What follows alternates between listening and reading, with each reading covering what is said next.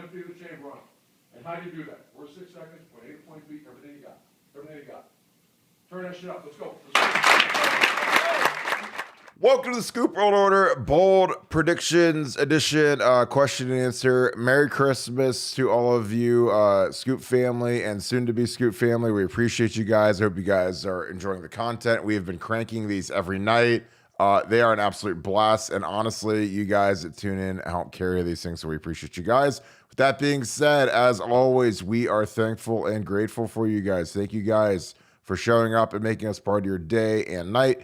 We show up, we have a blast. We really enjoy interacting with everybody. These things have been an absolute fantastic add to what we do, and we really appreciate you guys tuning in. If you need a last-minute Christmas gift, BuckeyeScoop.com subscriptions are the way to go. They are a blast, a lot of value there. In terms of a monthly fee, it's less than Netflix, and you'll get 10 times the use out of it. I promise, and I appreciate you guys. So thank you guys. With that being said, to bring in my good friend, Nevada Buck. Nevada, how are you tonight? I'm doing great, man. It's bowl season's in full effect. The bowl prep's in full effect for the Buckeyes. They're getting ready to head down to Georgia in a few days, and it's a great time of year. Very exciting. Lots of stuff going on. Yeah, it's interesting because the guys broke today to go home. And it's always kind of a weird, nervous anxiety. Hey, what's up, Sue? Sue is always on. Sue, you're the best. You're on every single one of these. I'm gonna put her comment up just because she's on every single live.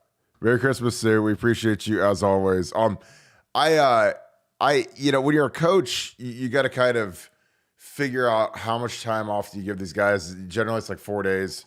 I believe they're gonna go down Christmas night to the site, but. It's always hard because these guys are going to go home, they're going to see friends, they're going to party, they're going to hang out. It's just, I don't know. And it's just hard because when you're in that groove of practice, you have a much better feel on the team. But whenever everybody splits and you have people going to Florida and California and, Texas and every part of Georgia, every part of the country, it's tough, but then the team will fly in together, and it's just I don't know. It's one of those things where I'm just excited to see how these guys get cranked back up after Christmas, because that can be a challenge. That was something that when I talked to coaches that were on South at 06, they felt that we lost a lot of steam when we went home for Christmas. We had really good practices at the Woody, then we went out to the site and the practices weren't good, they weren't as crisp, and then we got our break speed off. So it's a really critical time right now. I know most fans don't think about that kind of thing, but when you've lived bowl prep, football's hard. I mean, I'm telling you, it's a really hard sport because, Christmas Day, there's NFL games, Christmas Eve, there's NFL games, there's practices. And it's when you're a coach,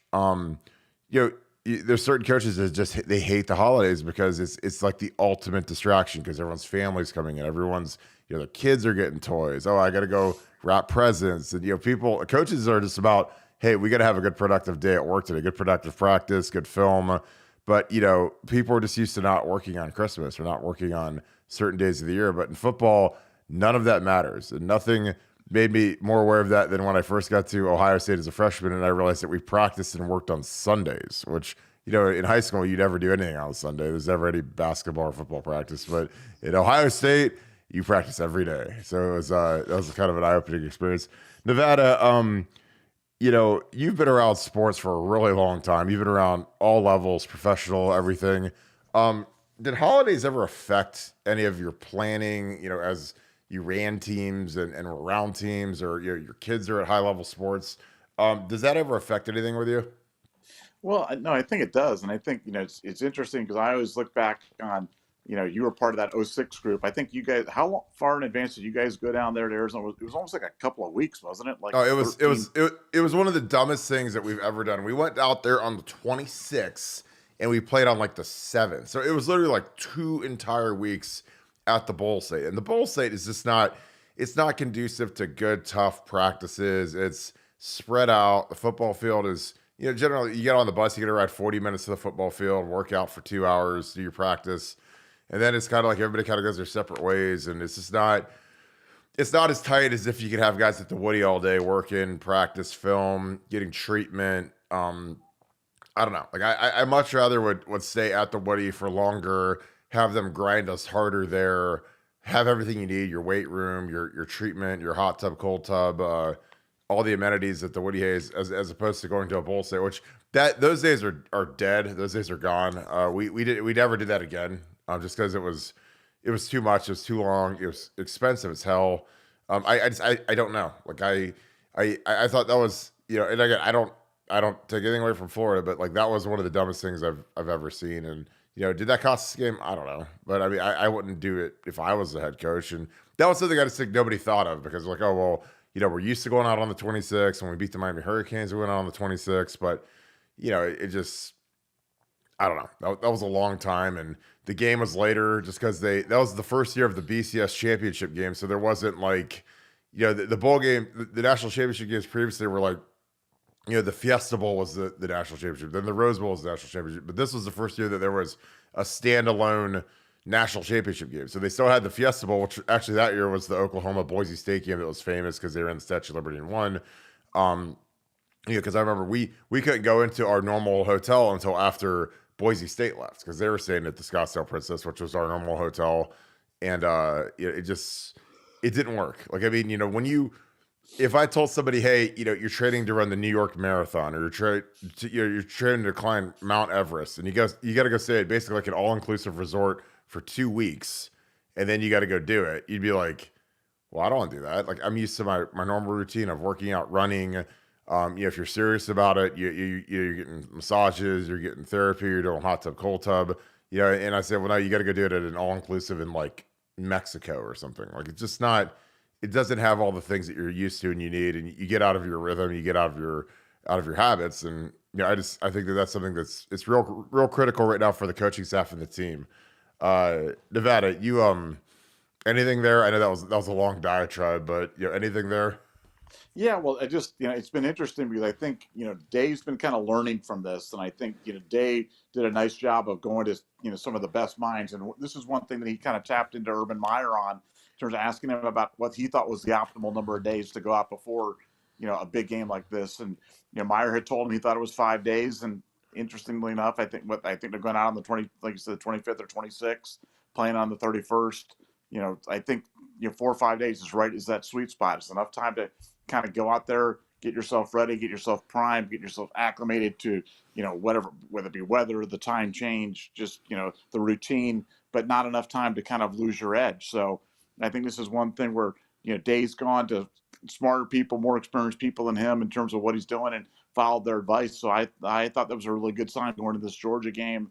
And I think it's something that, just one of those little things that you look at in terms of, Ryan Day using kind of applied knowledge, learning from mistakes, learning what's gone on in the past, what successful people have done, and copying that. And that's what great leaders do. And I think this is just one example of something where he's done it this year in the preparation for the Georgia Bulldogs. And I think it's a very promising sign.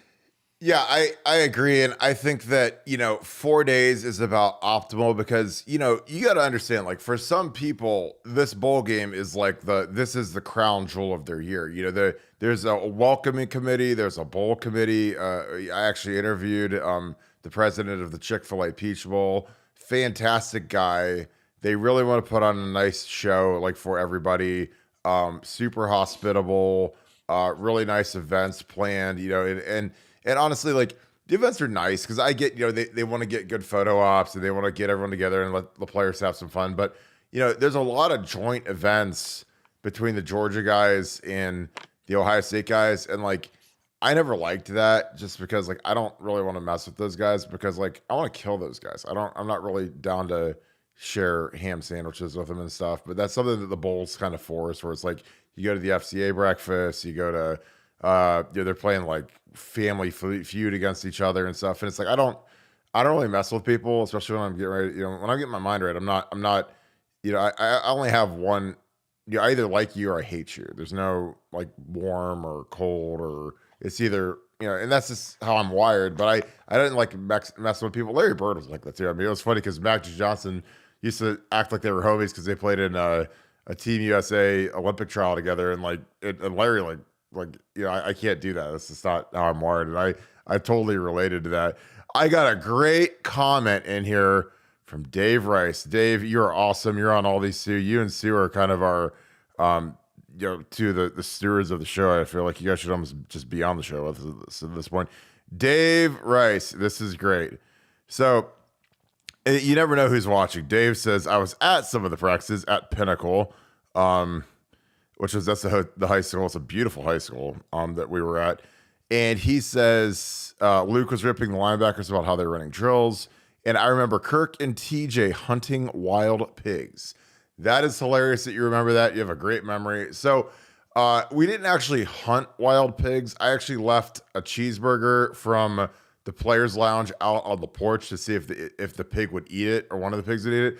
But what do you say in Arizona at the Scottsdale Princess, when you walk, and this is like a 5-star resort. This is a no joke, super expensive, beautiful spot. But there's signs, everyone has like these little like villa things where you like walk, it's not like a hotel where it's one big building and you go up to the 75th floor. It's like a big spread out compound.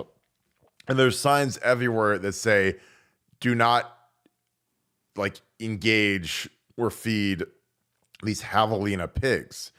And I mean, it'd be one thing if there was one sign, but there's like a sign every like 10 yards. So I was like, these things have to be out. And I never saw one. I thought it was like we were going to be walking to the room and, these pigs would be charging at us and stuff because, they're like nasty little dudes. They're like, say, if you see one get on a chair because they can't jump, they got like little stumpy arms and stuff. But it was just funny because I didn't even know what a javelina was, but they're just like, I guess they're like rampant out there, or they were at the time. And, so I was like, I wonder if one would eat a cheeseburger. So I left it on the porch. Like, I didn't actually hunt it because, like, I didn't have that kind of energy. I wasn't out like, with a knife, like doing some Schlegel stuff. But I don't know. I was always like kind of fascinated. I was like, are we actually going to see one of these things, or is it like the Loch Ness Monster where they don't really exist? So that is a great memory, Dave. Appreciate you on that one. Nevada, yeah. Did you go to the '06 game? Yeah, no, I went to the '06 game. Oh. I was at the '06 game. I was at the '07 game. Oh, Yeah, that was those were tough. Those are tough back to back. So I shared the excitement with you. I shared the disappointment, and I like I said, but those games, it's funny. You look back on those games and you kind of get a feeling before these games. And I've been doing this for so long and watched so many games with Ohio State. You kind of get a feeling as to what you're going to get. So, like the '06 game, while it was shocking but not surprising to me because I thought so much had been riding on that 1 versus 2 matchup against Michigan, and Florida had been disrespected the whole time, and it was just a little concerning getting that run up. And I get the same feeling running into this Ohio State Georgia game where Ohio State's nobody is giving them a chance in this game, and Ohio State's well aware of that. Ohio State is well aware of the underdog role that they've had in this spot, and I don't know. I think Ohio State's a dangerous team, and I know Georgia feels that Ohio State's a dangerous team, and I'm not sure if Kirby's getting his guys to buy into that yet, but I know Kirby's aware of it, and it's gonna be a fun matchup for Ohio State fans. If you're going into a game like this, that's where you want them. You want the other team kind of overlooking you, kind of thinking maybe they're going to walk through you. Maybe they're tougher than you, they're bigger than you, they're more athletic than you. Man, Ohio State's going to come out and play. I'm telling you right now, calling it. Didn't feel this way in '06 and '07. Had a funky, just a wonky feeling before '06 and '07. We knew what we were up against. This one got a really good feeling. Yeah, I think Kirby's got, he's got to fight. They're the defending champs. They're playing at home. Everyone at Georgia is going to be talking about, should I book my flight to LA? Should I get my ticket to LA? Should I LA? I've seen this movie before where people are, they're looking past like the 4 seed. When you're the 1 seed, you're playing the 4 seed. Everybody's going to pick you to win. No one's going to pick the 4 seed to beat the 1 seed, outside of us. The players have already been there, done that. And again, like the last time Ohio State was on the field, they got thumped by Michigan, and Michigan got thumped by Georgia last year. Now it's not the same players, it's not the same team, but I think that like there's a mental thing where these guys are like, oh my God, this is the same Ohio State team that got, they got killed by Michigan the year prior. And then we saw Michigan in the Orange Bowl and we smacked them, beat the tar out of them. They look like the Northern Lamb. So I think that there's a mental thing where kids kind of do the comparative analysis of the schedule where you're like, okay, who have we, is there any common opponent? Is there any 2 degrees of separation where we could say, okay, we both played, or we had an opponent that played, Penn State. We played Auburn and we beat Auburn by 77 points, and Penn State beat Auburn, and they barely beat Penn State. Or it's like these kids that I've been around them. Like I've been one, and it's like they sit there and they just kind of compare stuff. And if you look at Ohio State and I mean, they got smacked by Michigan bad. I think that's good for the psyche, and I think that's something that Kirby has to beat down hard. The fact that, look, guys, you can't look at that Michigan tape. You can't say, "Oh, we're gonna run all over them." Oh, you can't. I mean, you can't count on breaking a bunch of 70-yard plays versus a defense that played their worst game of the year. The safeties played the worst game I've seen them play in multiple years, and expect that. You can't say, well, we'll hit a bunch of 70-yard plays and we'll be fine. Like, that's not how football works. Like, usually, you're lucky to hit a couple of those, but you can't count on 5 of those. That's almost extraordinary. But I don't know. Oh my God, this is great. I'm bringing out the 06 stuff. But I just think with Georgia, they're I'd much rather be in Ryan Day and Ohio State shoes than Georgia shoes, because you're going down there. Our guys are going to be gassed up, hyped, because they're going to be playing on the road. They're going to be getting booed. It's going to be a pro Georgia crowd. So I mean, if there's ever a way to ensure that the team will be hyped up, ready to go and start fast, it's go to Georgia and play the Bulldogs, or go to like when we played Louisiana, LSU at LSU. I wasn't worried about being ready to go, and we were winning 10-0 at the half. Now, we played the dumbest football in Ohio State history the last 3 quarters, and it cost us the game. But you got to play, when you're playing these games against equal talent, you got to play a clean game. You can't go around, screw around, headbutt guys, take penalties, screw up special teams plays. Like, you have to play a really clean, tough, good game, and that was our problem. Like Florida, we got blown out. Ted broke his leg the first play, just wasn't meant to be.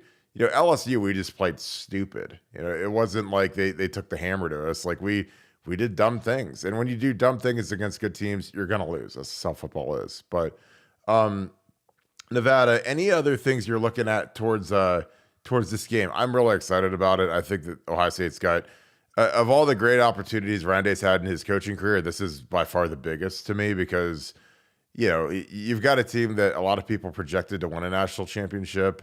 They would have been number 2 if they didn't slip up versus Michigan. And, the way the schedule shook out, as crazy as it is and as dumb as it sounds, I'd much rather play Georgia with the month to prepare than play Michigan and then have a week to prepare for Georgia. Because, if we got to get ready to play Michigan, we already have a scouting report on them. These guys know them. They're going to have plenty of ammunition ready to go for that game.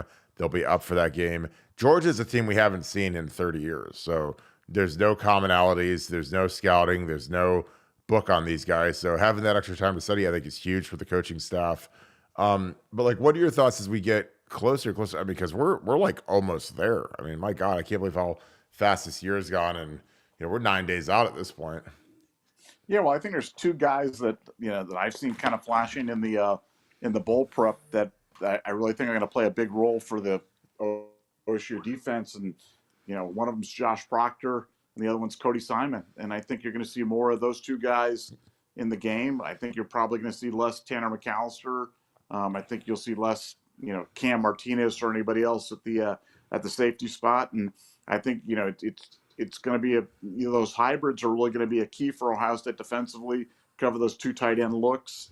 And I think Ohio State likes what they can get with those guys. I think they like what they can get with Proctor. I think they like what they can get with Cody.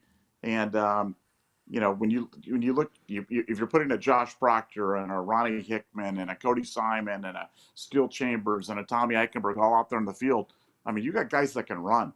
I mean, you got guys that can run and have size. And, I think they're going to probably, dare Georgia to kind of beat them through the air. I think they're going to probably try to man them up a little bit more.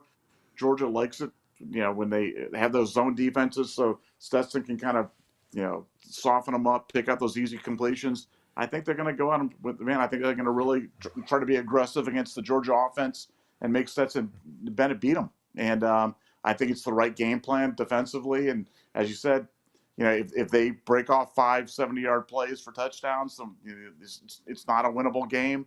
But if you limit those mistakes, limit some of the kind of the outlier plays that kind of happened in the Michigan game, and I think Ohio State's going to be right there. But when they are, it's going to be guys like Cody Simon and Josh Proctor, 2 names that you haven't really heard of a lot this year. But I think those guys are going to play key roles in the defensive effort for the Buckeyes. Yeah, I totally agree. I got some Jaden Bonsu film he signed today. I just got him going in the background, so I guess I have something to look at other than my face. Sue, I love these questions. Guys and ladies, please keep these questions coming. This is a great question. And I'll start with you, Nevada, because if we win the toss, do we take the ball and score fast and set the tone, or do you defer? Which do you prefer, Nevada? Well, I think it depends on the game and the condition. In a game like this, I would take the ball. I think most people, oh man, again, love having Kirk drinking the water and the thing. We got a suggestion for Kirk. Turn off your microphone when you drink your water on there or something like that. So we're sharing the guy like everybody out there. Oh my God. Make it stop. Make the bad man stop. No, I would take the ball. I think, conventional wisdom is to defer. People like to get the kind of those 2-for-1s at the end of the half where you get the ball, maybe you score, and then you get the ball again at the beginning of the second half. But with Ohio State, I would take the ball, try to, establish, what you want to get against Georgia is you want to get a lead. You want to go out there and get a lead, get ahead, make Georgia play from behind. I think it's like a horse race in this one. You want to get the horse out to the front. You don't want to be coming from behind against Georgia. And so in that case, I would take the ball. I hate taking the ball. I always want to defer. I always like deferring. Now, granted, my senior year, we had the number 1 rated defense in the country. So it was like, we're probably going to get a 3 and out, get a short field, go score the first thing, set the tone on defense. I always like getting the ball after the half because you can make adjustments. You can come out. You kind of know what they're going to run against you. So I feel like it's easier to score. But I don't know. I always, and I don't think we ever took the ball with Tress. We might have done it 1 or 2 times because when I was a captain, I always, I don't think I ever got mad about one to take the ball. But I just, it is different when you have the number 1 defense because you kind of just want to sit and watch the defense go do their thing and get off the field. And, and again, if you could stop them, inside the 30-40, kick it, you get it coming in on the 30 the other way. If you have a good punt returner, I don't know. I always like deferring, and I don't know if I'm just old school, if I'm just weird, but I hated taking the ball just because I like getting it after the half. I don't know what it was, but I just always felt like it was better when the defense started on the field. I never started first on offense, but that's just me. And I played offense, but I always like seeing the defense out there first because I got to see AJ Hawk and those guys, and they almost always would get a 3 and out punt, set the tone, kind of demoralize them to start the game, and then we could go down and score or move the ball around. And but that's just my opinion. I could be wrong. Against Florida, obviously, we got the ball first and Ted took it to the house, and so that was great. That was one of those things where I looked at TJ, I was like, okay, there's one. It's not over. We gotta score a bunch more. We didn't know that Ted had his leg broke on that play, but because the funny thing about that Ted Ginn return was that he played the next series. He was in the game the next series, so I never knew he was hurt. I didn't know he was hurt until the second quarter, and I remember I finally said, Ted, why aren't you playing? I was like, did he opt out? Again, I literally had no idea. I was like, because you're in the middle of a war and you're just like, why isn't our best player playing? I'd look out to the side and I'd see Roy Hall and Brian Hartline, and I'm like, where's our best player at? Where's Ted, the guy that is the first team All-American? Nowhere to be found. But I digress on that one. But yeah, I don't know. I think it's gonna be interesting to see what they do. If you do get the ball, in a place like the Mercedes-Benz Dome with Georgia, I just think that you have an opportunity to silence the crowd. Because that's a big thing. And when you're on the road, it's loud. The quicker you can score, the quicker you take a little bit of the air out of the balloon for the crowd, which I think is huge. Because if you take the crowd out of the game in Georgia and you give Ohio State fans a little spark, then that crowd can flip early. When you go to Penn State, it's always important to score early. Some of those places, because if all of a sudden you score, then they don't have the amount of juice that they do like in the pregame build up and the pregame run out of the tunnel. Like you can sap all that energy by scoring early and often. Which again, that's why I think Ryan Day, I mean, you got to start fast. You got to throw it over their heads. You got to show them you're not going to play scared. You're not going to just, hand it off them in bubble screens and hope for the best. Like you're going to try to throw it over their heads and play aggressive because they don't really have anything to lose. I mean, everyone's going to pick Georgia to win. Everyone's going to pick Georgia, Michigan in the national title. And, so if you're Ryan, it's like, just let it rip. All right, another question. Do you think CJ, this is, we say this every week. So, Eric, this is a great question. Do you think CJ/Jay will take advantage of Georgia knowing how little CJ has run this year? I'm worried about a constant blitz like they did against Hendon and UT. Nevada, do you want to start with that one? Well, I mean, he better run. I mean, he better run or he's going to die. So it's like, I think it's exactly right. I think the UT defense is what they're going to try to run against Ohio State. I think they're going to try to pressure him. I think they're going to try to hem him in, and they're going to dare him to try to break, contain, and run because he just hasn't done that a lot. And if he hesitates even a little bit when he does that, they're going to clobber him. So what I'd say is it's been a point of emphasis for Ryan Day. I think we've seen a lot of it during the bowl prep. Now the question is, will we see it in the game? I think we will. I hope we will. We need to see it in order for us to win. And people, you hear that and they think that means run the quarterback like a sledgehammer or like JT Barrett, like Tebow. Yeah, like Tebow, and that's not what we're talking about. We're just like, man, when they give you if they rush 4 and you find a lane between the defensive tackle and the defensive end, just go. Take your 6, take your 7, slide, try to avoid the big hit as much as you can, and heaven forbid you get hit. You're a football player. Pick yourself up, run back to the huddle, and let's go. But yeah, to answer the question, he better run because we need him to. Yeah, I totally agree. Great question. I saw this mentioned on the forums. Don't think this is anywhere near possible just because, LeBron left Ohio twice. He's not going to do anything to help Ohio State. But Buckeye, I want to mention this in the threads in the forums, but why not get a hold of LeBron and set up some sort of NIL donor thing? Super Rich owns a sports agency, for Christ's sakes. Well, I don't think LeBron really invests in anything that doesn't benefit LeBron. I mean, I know he's got his academy in Akron, but that's mostly public funding. I mean, he's got his name all over it, and he might have written a small check for that, but LeBron's never gone here. And even the funny thing about NIL is a lot of the former players that are NFL guys and stuff, they haven't given a penny to NIL. Guys that have made over $100 million, retired guys, guys that have done well in business. Like I think the hardest part about NIL is that the only way you can really do it is you have to have like a billionaire, like an ultra wealthy guy running or at the top or bankrolling it. I think that like the little slush funds are tough, because it's a hard sell. I always look at, because I'm a sales guy. I've worked in sales for 15 years now, selling all kinds of different things. And I just don't, it's a really hard sell to say, hey, here's the deal. I'm going to, solicit your donation so that, this kid can have a nicer car than you do. He can drive a G-Wagon that costs $250,000. So could you, give us $500 or $1,000 so that he could work towards, or whatever, or, again, because it's not, you're not given to cure cancer. You're not given to, something like that. You're given to like literally, hey, we have to pay for these kids so that our team can be good. It'd be like if the it'd be like if the Browns said, hey, look, I know you love Myles Garrett. Will you pay for his contract? And just give us $1,000 towards his $250 million contract. I mean, that's a hard sell. So I'd be like, well, look how much money you guys make. Look at this new TV deal, Ohio State.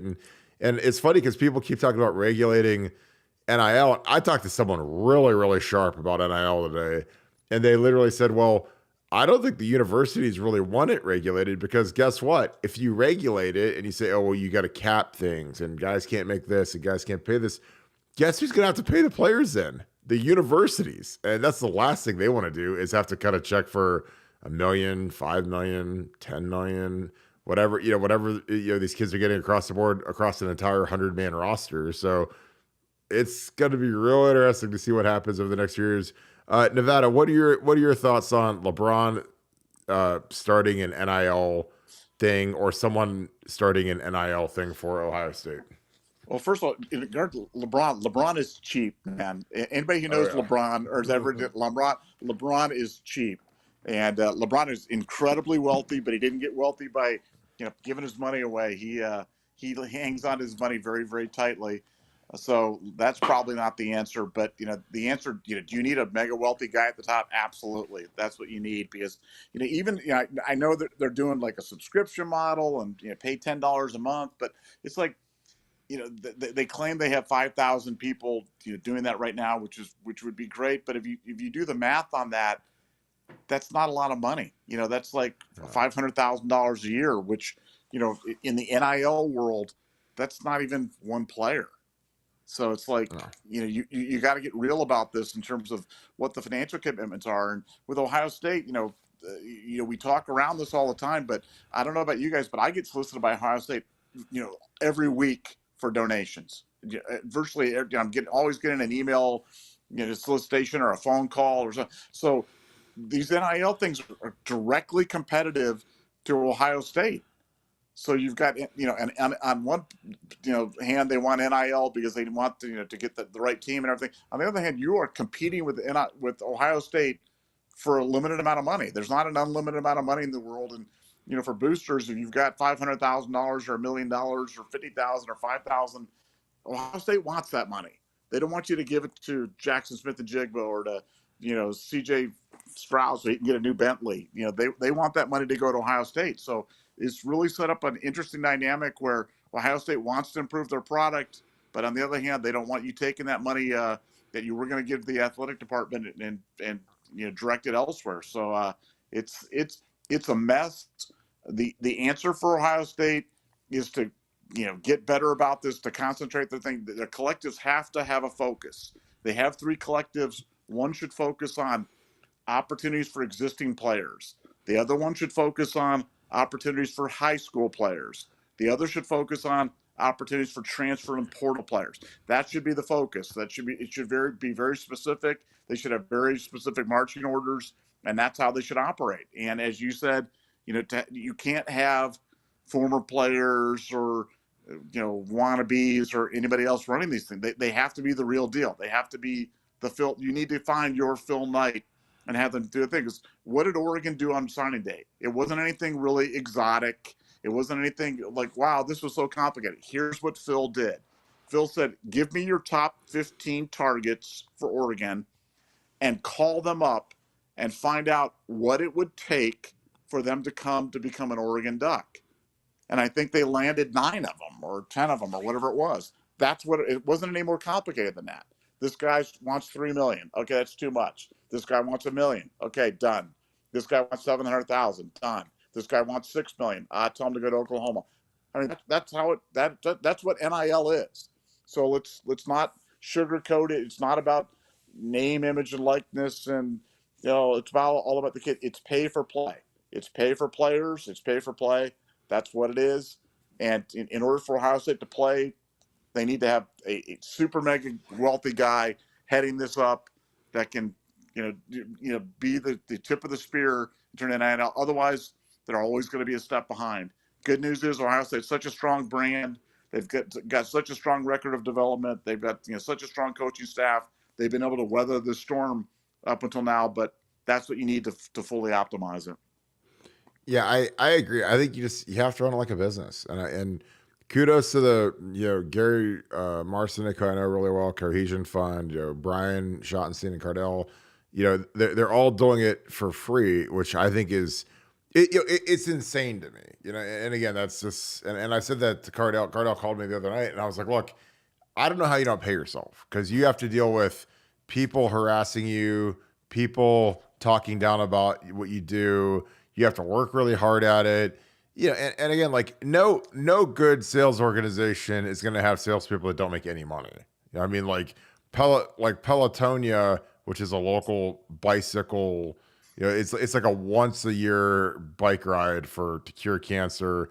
Doug Allman from Livestrong makes like $600,000 a year to be the head of that. So he's not doing it out of the goodness of his heart or because he lost, because he beat cancer one time. He's doing it to line his pockets, and that's how a lot of these charities are. And again, like if you, again, what do you bring in? If you bring in 6 million, or you bring in 10 million or 20 million, you're probably worth $600,000. So again, it's because I asked Cardell, I was like, do you guys have a salesperson? Do you guys have someone who is calling these people? Do you have someone? And it's interesting because they're like, well, we're trying to get a list of the biggest donors from Ohio State, and I'm like, that's never going to happen. Ohio State has paid millions of dollars in fundraising and travel and expense in working these people to try to solicit donations from them.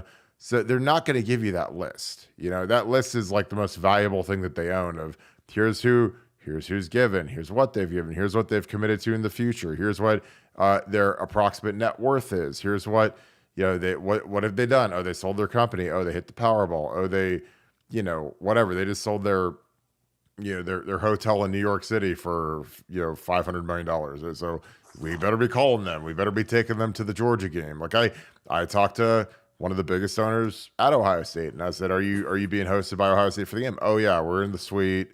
We've got dinner the night before with the administration. And you get the layout of kind of how the megas kind of fly into they fly in on the private jet or they fly in with the team on the big jet. Again, I lived this when I was a player. I'd always wonder, who are these old white people on the plane? I've never seen them before, and it turns out it was the mega donors. They're on the back of the plane. They're riding with the team. That's like one of the perks when you're in the Pay It Forward Foundation. You make that $5 million check, and then they keep hitting you up for more checks. That's what they invite you to do. Or and we'll fly out with the team. We'll fly back on the private jet. Like little perks like that. And that's kind of the thing. But that all costs money. Like that private jet ride costs $5 million.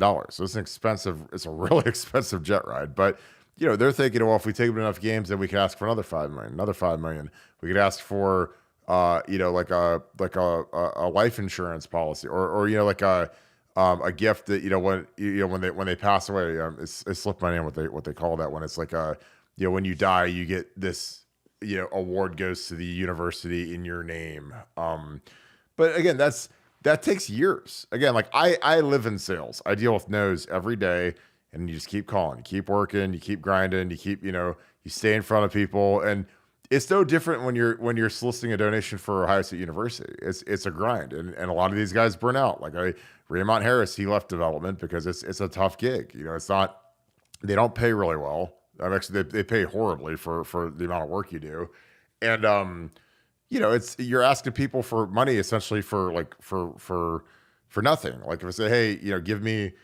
$5 million, what do I get? Oh, you get a sign on that building over there, and it's like, $5 million, that's what you get, and you can come, to one home game a year and sit in the athletic director's suite. So that's what you get. I'm like, man, if I got $5 million, man, I'm getting a timeshare on a jet. I'm getting a house in Florida. I'm getting something that I can like hold and live in and enjoy. But that's some people they want to have their name on the stadium. That's why I'm glad I got a Buckeye tree, because you can't buy one of those. You got to actually earn one of those. So you can't buy the tree, not yet, anyways. But Nevada, you're one of the biggest donors in Ohio State.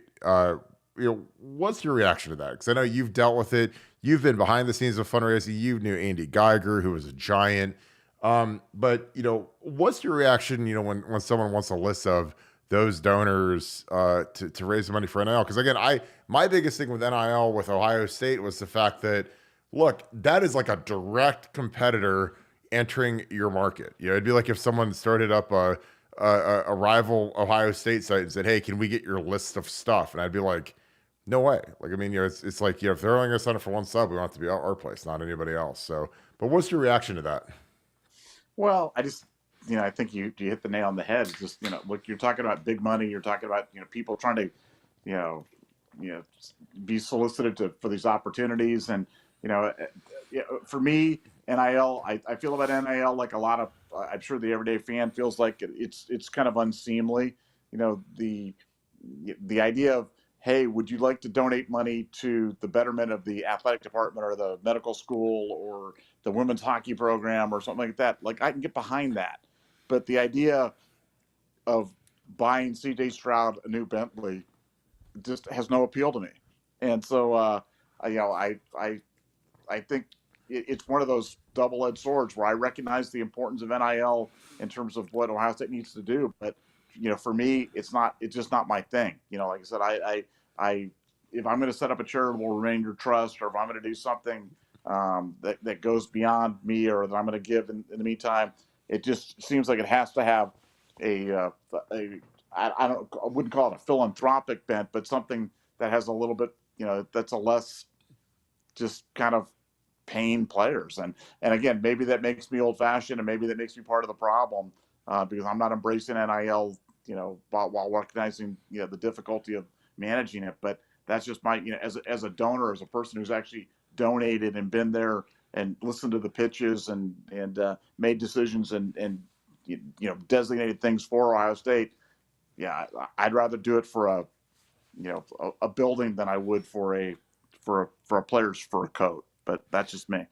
Well, and again, like when you donate to Ohio State's athletic department, there's a point system, and it depends on, and they love updating the point system because they can always kind of flip it around and say, well, any like a couple of years ago, it was like, well, any donation you've made in the past, each dollar is worth 1 point, but any donation you make this year, every dollar is worth 4 points. So you're like, oh my God, like I can, because the thing about Ohio State, for some of you that are season ticket holders, that there's a point system and there's like a pecking order basically where, do you get better seats, in the Huntington Club, your 50-yard line, low row, whatever.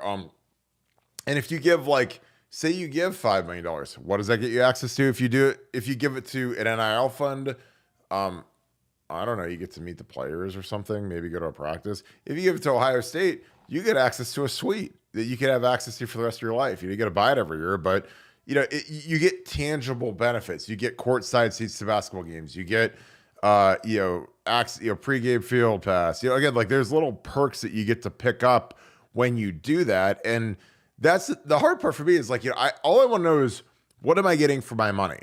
And that's the thing with NIL is nobody can explain that to me. I've asked, if I give, say I bring some mega guy to you and he writes a check for $1 million, $2 million, $5 million, whatever it is.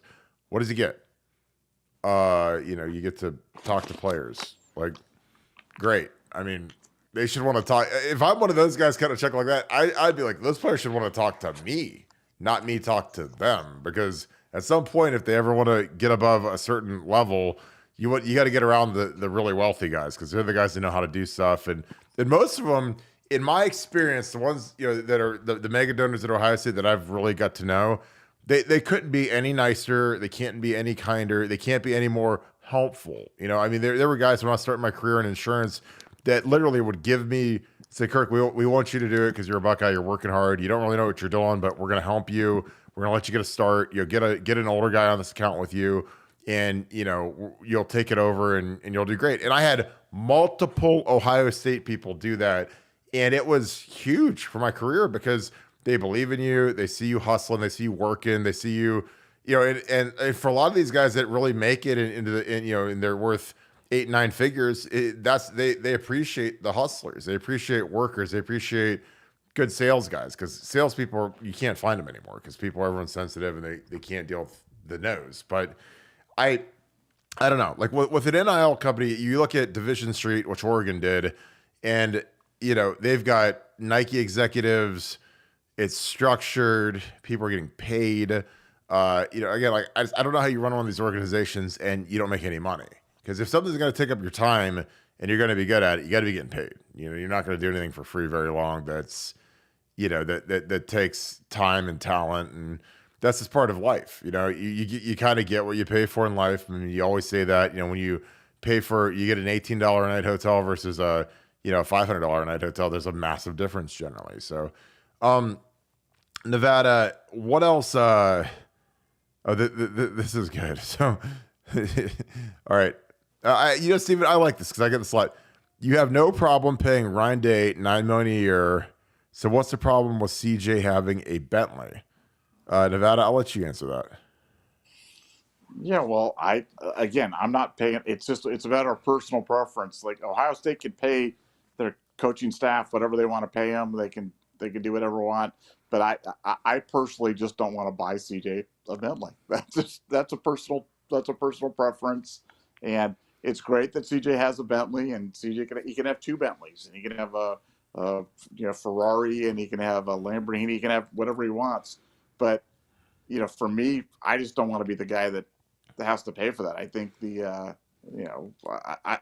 I'd rather give my money to something else, and I'd rather give it to the cross country team, or I'd rather give it to the girls softball team, and so they can actually go out there and play, or have a practice facility or something like that. But just giving it to players, I don't know. It doesn't bother me, but it's just not something that I would want to directly support. All right, well, we're going to switch gears. Again, we know NIL is a painful topic. Again, we talked way too long about it. We're going to switch into some coaching staff projections. Nevada, we talked before the show. Obviously, Kevin Wilson has moved on. Keenan Bailey has moved into the tight end's coaching role. Nevada, are there any bold predictions for you for the coaching staff, say, going into 2023 and maybe even 2024? How do you see the staff shaping up, changing? Anybody particularly on the hot seat, in your opinion? Well, I'll give you two names. I'm going to give you two names that I want to throw out that I think could be returning to the Ohio State staff in some capacity over the next 2 years. This will be my bold prediction. And one of them was one of my favorite players, as you guys all know, near and dear to my heart. But that's JT Barrett. I could see JT Barrett returning in some role. I'm not sure exactly what the like a offensive assistant right now for the Lions. The Lions are playing real well. He's always been a guy that had great leadership skills, and I thought would make a great coach. I think he's a person that you might see on the Ohio State staff in the next 24 months, maybe even sooner than that. The other one, another guy's kind of an obvious one, but is Kenny Guyton. Kenny Guyton's coaching wide receivers right now at Arkansas, and I think that there's interest in trying to find a position for him. I think Kenny could coach anything. I mean, heck, Kenny could coach running backs.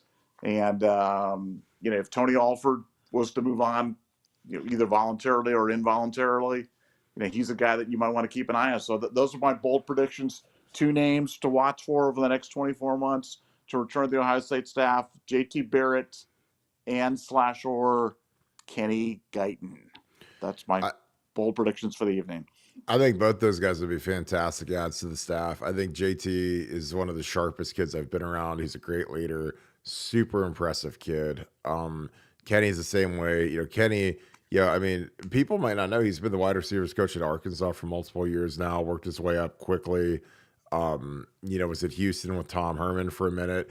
I honestly was kind of surprised JT Barrett didn't go to Florida Atlantic with Tom Herman.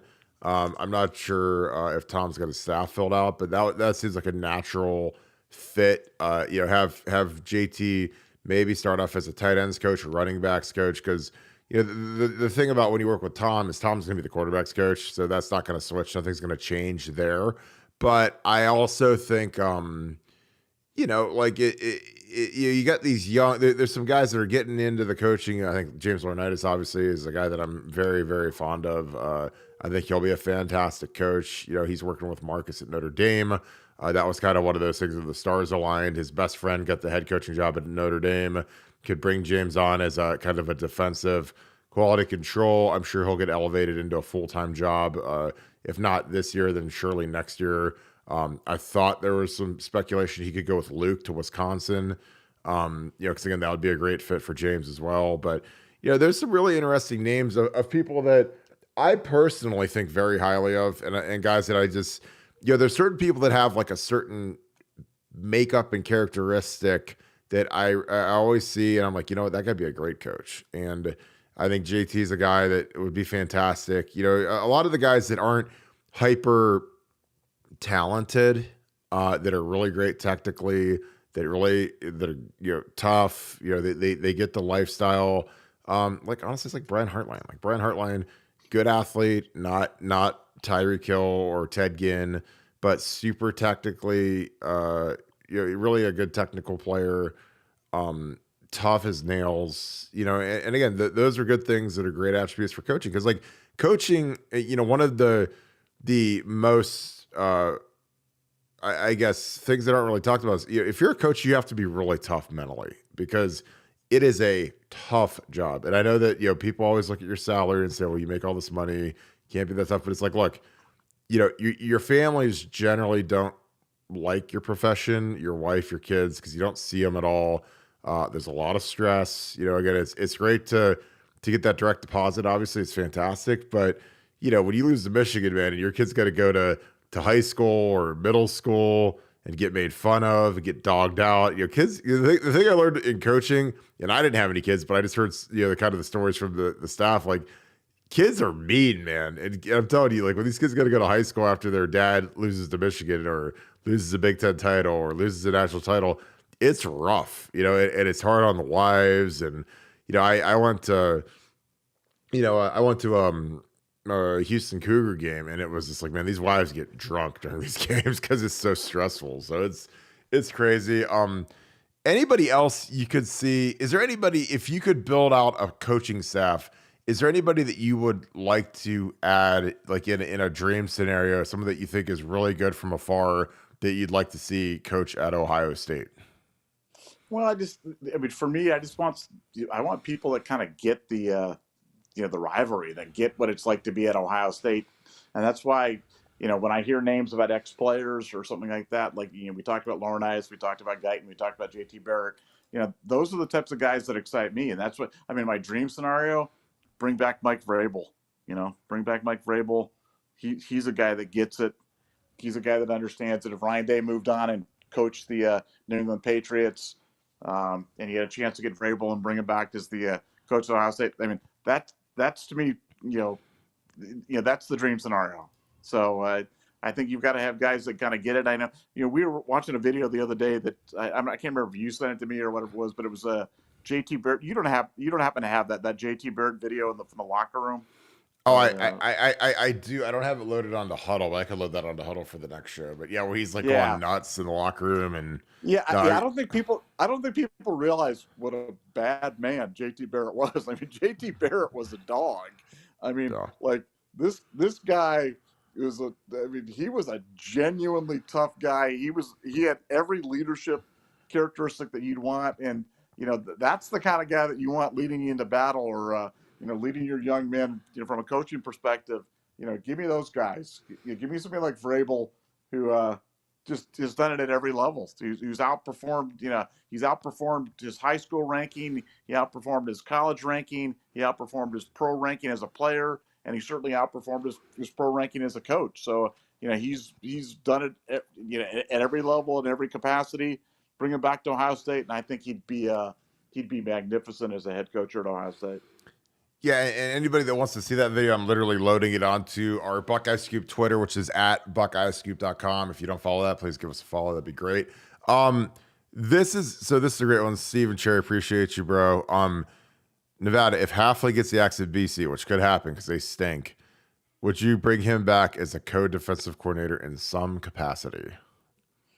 I wouldn't, but I wouldn't be afraid to offer him some sort of a, quality control or whatever we call those specialist assistants. I'd hire as many of those guys as possible. Alabama has just feasted doing that, and you say, well, how could Hafley do it? They had Sarkisian doing it. They had Kiffin do it. They've had everybody do those roles at some point in time. I think Ohio State would be well versed to do that. The challenge on that defensively is when Knowles was hired, he was given full reign to run the defense, and that was the only way that he would come on. And Ryan turned the keys to the castle over to him. So I'm not sure if having more voices on the defensive side is the answer. I think we're gonna be sink or swim, live or die with Knowles as the defensive coordinator. So hopefully he has some answers, and he thinks he does. We'll find out soon enough on December 31st if they've kind of fixed what they think was broken. Yeah, I totally agree. This is another great one. How long do you think Coach Mick stays? And then do you think Schlegel? I don't think Zach Bourne. He's never done any strength conditioning in his life. Schlegel, maybe he was at the Jags for a year, but I think you have to get a guy who's like a real strength coach. Like Schlegel did it for a year, and it just but I mean, Mick's making $1 million a year right now, so it's like that's like with Larry Johnson. I mean, people say, well, is he going to retire? Is he going to retire? I was like, well, you look at the money he makes as a position coach. He's making like $950,000 a year right now to be a D line coach. That's a great gig. It's like, can you hang on for one more year? You've got all these super talented guys. Didn't have a great recruiting cycle. Whiffed on the 3 superstar DNs, Keon, Mateo.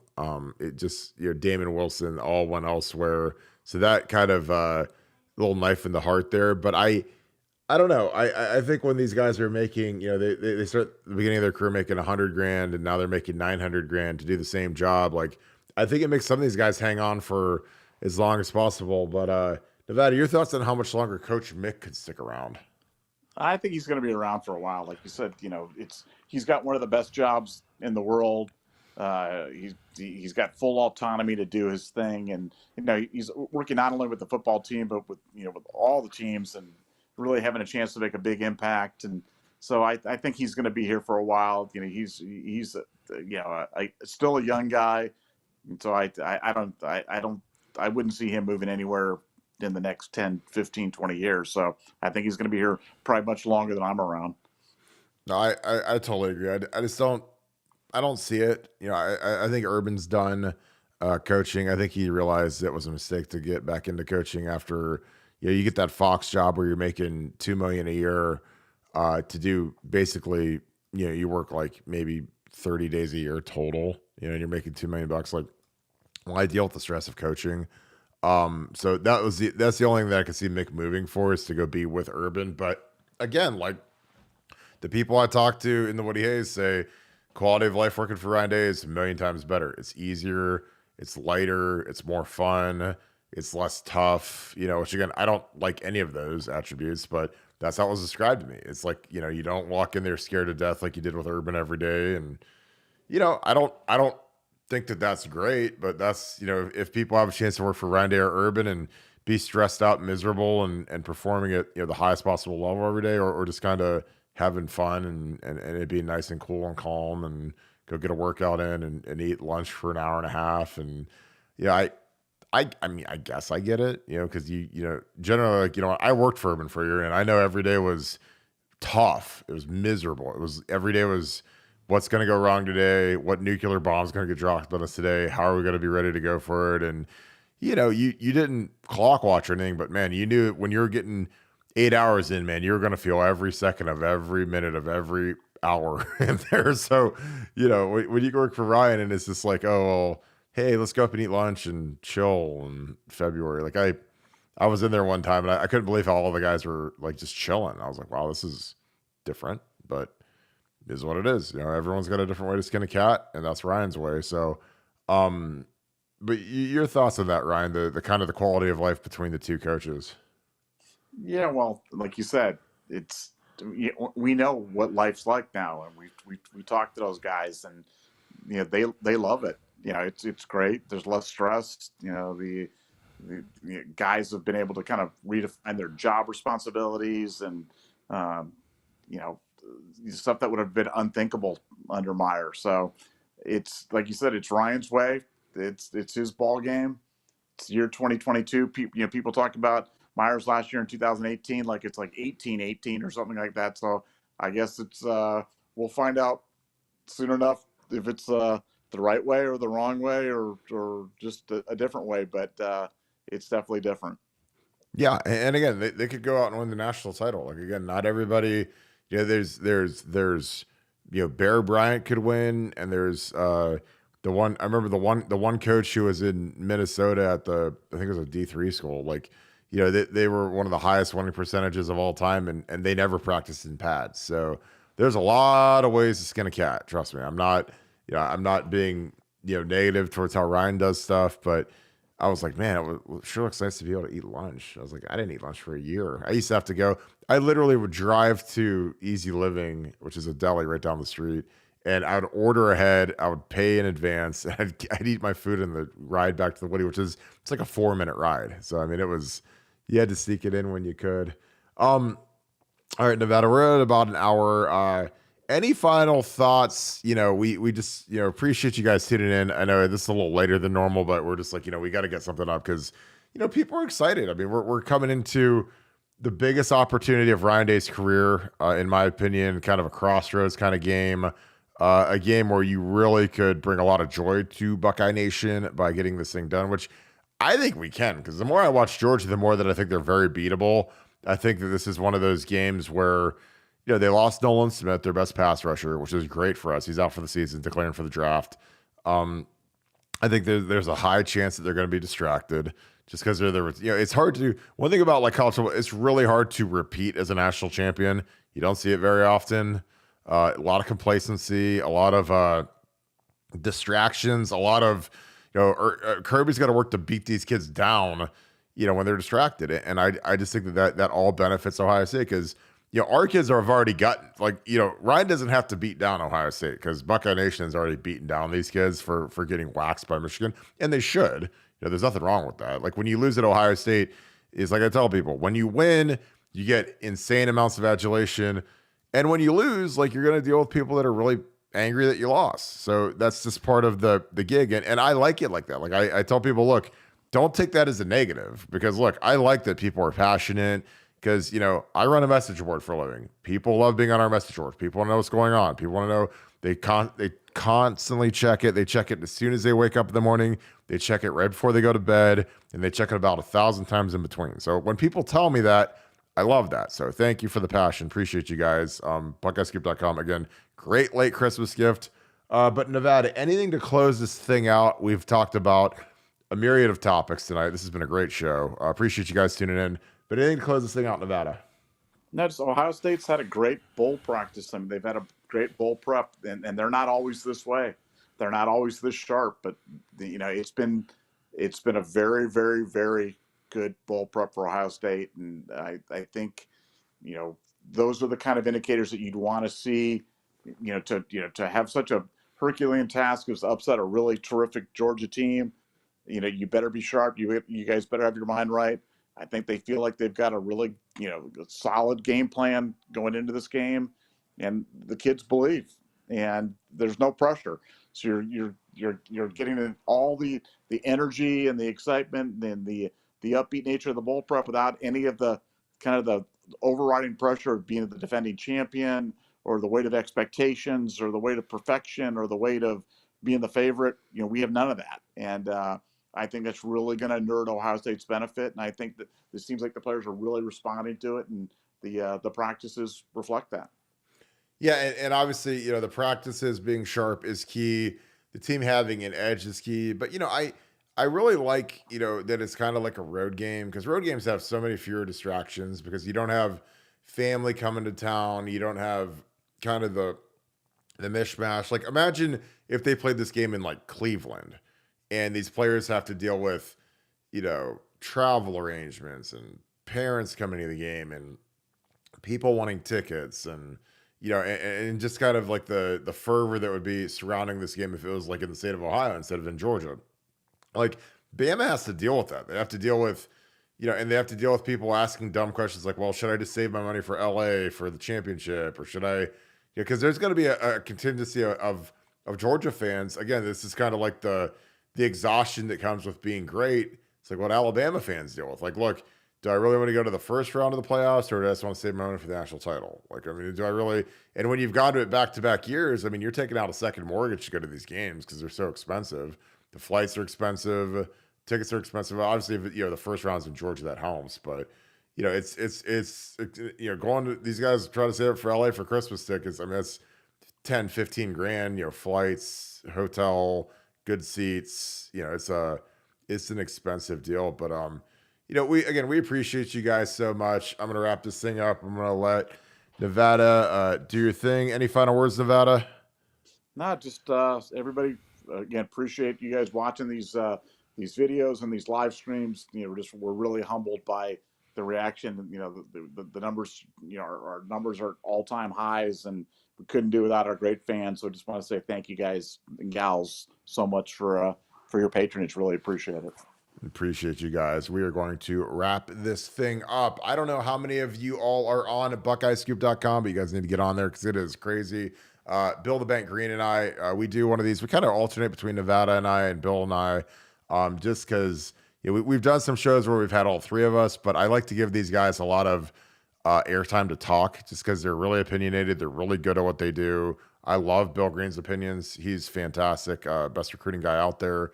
Nevada, obviously, we've done a million shows together. So I love doing these. I appreciate you guys tuning in. It's such a fun treat to interact with you guys.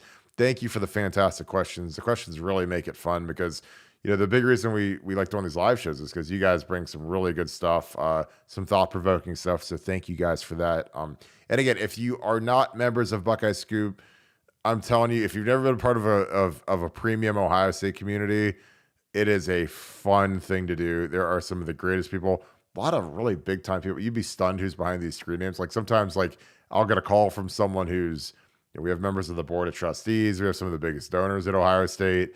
And I'll say, that's you? I'll look, cause I could look and see, who's who. And I'll say, really, that's you? It's like, oh yeah, I love your stuff. And it turns out it's, one of the biggest donors at Ohio State. And there's some of the greatest people you'd ever meet. And they're just all big supporters of Ohio State. They love Ohio State. They love knowing what's going on. And that's kind of what we do. That's what we cultivate. And it's a fun board. It's a very, it's a clean board. We make sure that it's fun.